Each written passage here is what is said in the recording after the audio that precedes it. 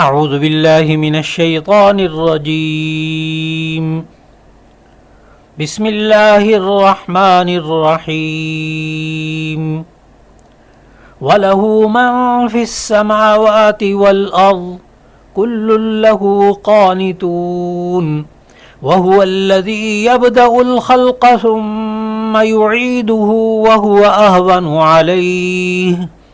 وَلَهُ الْمَثَلُ الْأَعْلَى فِي السَّمَاوَاتِ وَالْأَرْضِ وَهُوَ الْعَزِيزُ الْحَكِيمُ ضَرَبَ لَكُم مَّثَلًا مِّنْ أَنفُسِكُمْ هَل لَّكُم مِّمَّا مَلَكَتْ أَيْمَانُكُم مِّن شُرَكَاءَ فِيمَا رَزَقْنَاكُمْ فأنتم فيه سواء تخافونهم كخيفتكم أنفسكم كذلك نفصل الآيات لقوم يعقلون بل اتبع الذين ظلموا أهواءهم بغير علم فمن يهدي من أضل الله وما لهم من ناصرین صدق اللہ العظیم۔ ان آیات کا ترجمہ یہ ہے، اور آسمان اور زمین میں جتنے فرشتے اور انسان وغیرہ ہیں اسی کے مملوک ہیں اور تمام اس کے فرما بردار ہیں، اور وہی تو ہے جو خلقت کو پہلی دفعہ پیدا کرتا ہے پھر اسے دوبارہ پیدا کرے گا، اور یہ اسی کو بہت آسان ہے، اور آسمان اور زمین میں اس کی شان نہایت بلند ہے اور وہ غالب اور حکمت والا ہے۔ وہ تمہارے ہی حال کی ایک مثال بیان فرماتا ہے کہ بھلا جن باندی اور غلاموں کے تم مالک ہو وہ اس مال میں جو ہم نے تمہیں عطا کیا ہے تمہارے شریک ہیں، اور کیا تم اس میں اپنے آپ کو برابر مالک سمجھتے ہو؟ اور کیا تم ان سے اس طرح ڈرتے ہو جس طرح اپنوں سے ڈرتے ہو؟ اسی طرح ہم عقل والوں کے لیے اپنی آیتیں کھول کھول کر بیان کرتے ہیں، مگر جو ظالم ہیں بے سمجھے اپنی خواہشوں کے پیچھے چلتے ہیں، تو جس کو اللہ تعالیٰ گمراہ کرے اسے کون ہدایت دے سکتا ہے، اور ان کا کوئی مددگار نہیں۔ اللہ رب العزت نے گزشتہ 6 آیات میں اپنی قدرت کے مظاہر کو ذکر فرمایا، اور 6 آیات میں شروع میں ایک ہی لفظ تکرار کے ساتھ آیا، وَمِنْ آیَاتِهِ،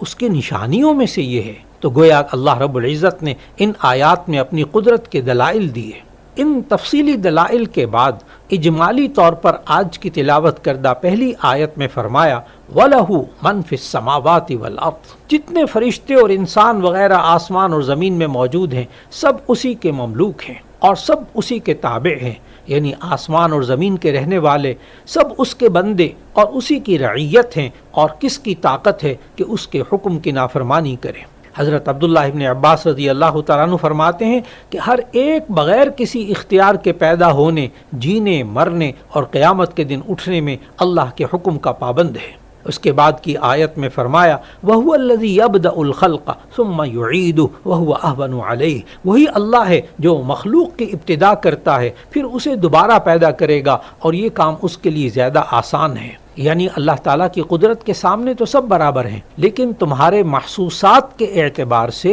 اول بار پیدا کرنے سے دوسری بار پیدا کرنا یہ آسان ہونا چاہیے۔ اور پھر یہ عجیب بات ہے کہ اول پیدائش پر اسے قادر مانو اور دوسری مرتبہ پیدا کرنے پر اس کو قادر نہ مانو۔ اللہ تعالیٰ نے جن حقائق پر بہت زیادہ دلائل دیے قرآن مجید میں، ان میں سے اللہ کی ہستی، اللہ کی صفات، اور پھر رسالت کے بعد آخرت کا مسئلہ سب سے بڑی اہمیت کے ساتھ دلائل کے ذریعے سمجھایا۔ قرآن حکیم حیات بعد الموت کو، مرنے کے بعد دوبارہ زندگی کو ایک حقیقت قرار دیتا ہے۔ اس دنیاوی زندگی کے بعد ایک اور زندگی ہے، جبکہ موجودہ زندگی عارضی ہے اور اس کے مقابلے میں اخروی زندگی دائمی ہے۔ موت کے بعد جو زندگی ہے قرآن حکیم اسے محض زندگی قرار نہیں دیتا، بلکہ اس میں انسان کے اچھے اور برے اعمال کی جزا اور سزا دینے کا تعلق بیان کرتا ہے۔ قرآن حکیم ہمیں یہ بھی بتاتا ہے کہ موت کے بعد زندگی ہمارے لیے کیوں ضروری ہے، اور اس ابدی زندگی کے انکار سے کیا سنگین نتائج پیدا ہوں گے۔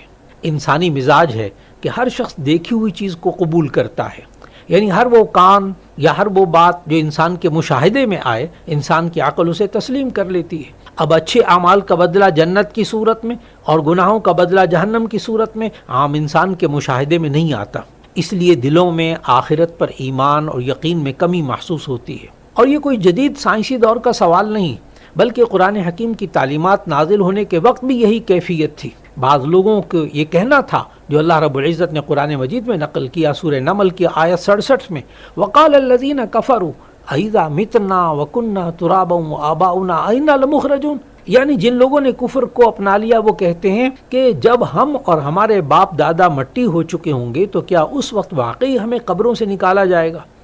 اللہ رب العزت نے ان کے اس سوال کے جواب میں بڑی واضح دلیلیں دیں،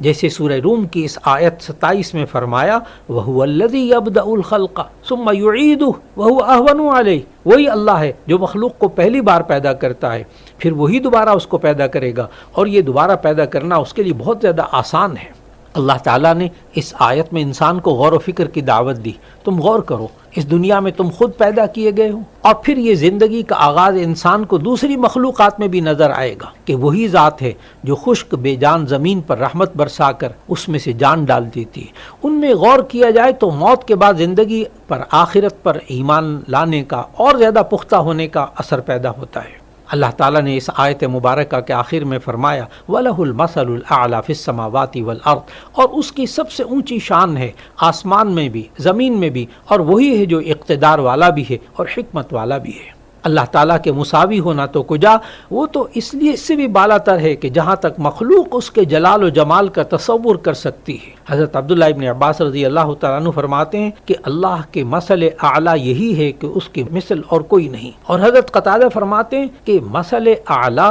لا الہ الا اللہ کی شہادت ہے۔ اس کے بعد سورہ روم کی آیت 28 میں فرمایا ضرب لکم مثلا من انفسکم، اللہ تعالیٰ نے تمہارے لیے ایک مثال بیان فرمائی ہے جو تمہارے اپنے اندر لوگوں میں موجود ہے، جن کے تم مالک ہو، وہ باندی، وہ غلام، کیا ان میں سے کوئی اس بندے کی ملک میں شریک ہوتا ہے؟ مشرکین جو اللہ تعالیٰ کے عبادت میں مخلوق کو شریک کرتے ہیں، ان سے اللہ تعالیٰ نے مثال کے طور پر ایک سوال فرمایا کہ ہم نے تم لوگوں کو جو مال دیا ہے اس مال میں تمہارے غلام اور باندیاں بھی ہیں، تم ان کے مالک ہو، مال تو تمہارے پاس غلام اور باندیوں کے علاوہ بھی ہے، لیکن کیا غلام اور باندیوں کے پاس سمجھ ہے؟ کیونکہ وہ انسان ہیں، ان سے تم خدمت لیتے ہو، دوسرے مال اٹھانے اور رکھنے اور خرچ کرنے میں انہیں استعمال کرتے ہو، لیکن تم انہیں اپنے مالوں میں شریک تو نہیں کرتے۔ اگر تم انہیں اپنے مالوں میں شریک کر لیتے تو یہ بھی اختیار تمہارے برابر ہو جاتے ان کے بھی، اور تم سے پوچھے بغیر خرچ کرتے۔ اسی طرح اللہ نے سمجھایا کہ انسان کو اللہ کے ساتھ کسی کو شریک نہیں